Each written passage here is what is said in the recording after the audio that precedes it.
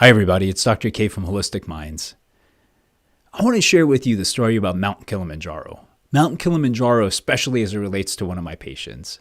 But before I tell you that story, I want to make a bet. I want to make a bet that 10% of you, 1 in 10 of you, have a child that has especially a hard time with reading. They have a hard time with reading. They're the clumsy type. They're the kid that isn't the most coordinated. They bump into things. They're not exactly athletic, right? And if your child isn't like that, chances are you've seen a child like that. And I want you to share the story with them because there's a lot of relevance here. You know, one of the things that I've been humbled enough over time to realize is that certain things that seem just a little bit weird, that cause a lot of difficulty and challenge in a child's life, we call normal because we don't know what else to call them, right? So the kids that are super clumsy, we just say, oh, well, they're kind of clumsy and that's all there is. And yeah, they kind of have some reading challenges and they kind of have these other things that they tend to be introverted and blah, blah, blah. And that's just how they are. And that's normal. It's normal because we don't know what else to call it. We don't know what else to call it because we don't understand what it is that's causing it. And in the case of this little guy, we'll call him Sam. We'll say he's 10, change it all as before. But one of the things that was really interesting is Sam is one of these guys.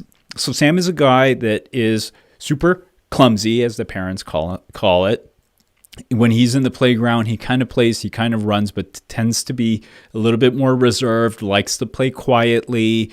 And one of the things that Dad said this last time we were in the office is that, yeah, every time Sam goes down the stairs, it's like he's climbing Mount Kilimanjaro. And I was like, what do you mean? He's like, yeah, he has to literally take one step, look down, take another step, then take another step, then take another step. And he's like, it's the weirdest thing. And I don't know why. And he's getting like occupational therapy. He's getting all of these different things and no one can figure out what's going on with him. I'm like,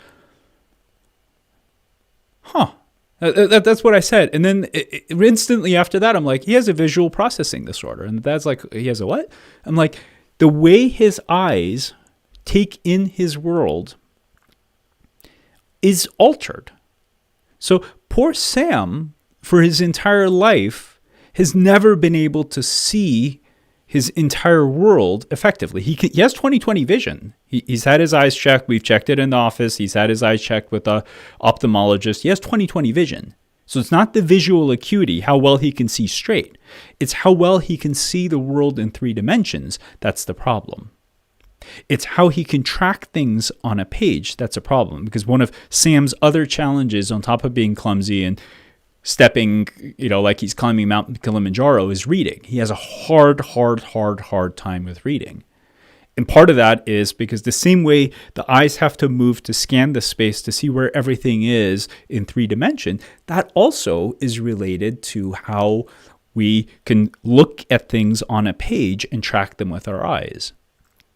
It turns out that there's something we can do about this, and it's called vision therapy. So there are specialized optometrists that do vision therapy where they look to see how the eyes are scanning on a page. They look to see how our peripheral vision is. They look to see how we take in our 3-dimensional space. And if there are errors with any of these things, then they can actually do special training exercises to get the eyes to line up straight. Sometimes they do prism glasses, which changes how light and a certain, sight comes into the eyes, which then affects how the brain processes it.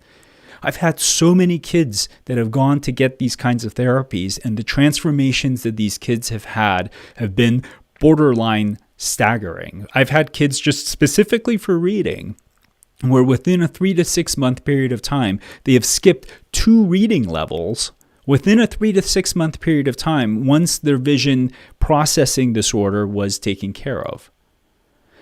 These are things that we don't have to call normal anymore because there's an explanation for them. And I created this video because if you don't have a child that's having these issues, I want you to start looking because chances are some of your friends or family have these things. And I want you to share this story with them because these specialized optometrists are all over. And if you go searching for developmental optometry, you will see people in different communities that do this, and they're not crazy expensive. And it is mind-blowing to see what happens after a few sessions of exercises with these folks, the way the child blossoms. All of a sudden, the child that was super clumsy isn't clumsy. The child that was shy and reserved is no longer reserved because they're actually comfortable in their environment. I mean, think about it.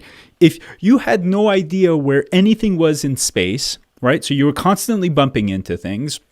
You would run into a desk, you would run into a chair, you would be reserved too. You wouldn't be comfortable, you wouldn't be happy. You would not trust your body, you wouldn't trust your eyes. And because of that, that's where the reservation of these kids come. And the earlier we catch it, the less internalization there is around this, the less these children think, oh, I'm just clumsy, I can't ever do sports. I'm just the introvert, I can't do things. The less they internalize this, and the more they're free to actually blossom and thrive and be their full potential that they are. I hope this helps. Just a little tidbit I wanted to share with you about the guy who is climbing Mountain Kilimanjaro. And I want you to share this story with other people. Thanks for listening. It's Dr. K from Holistic Minds.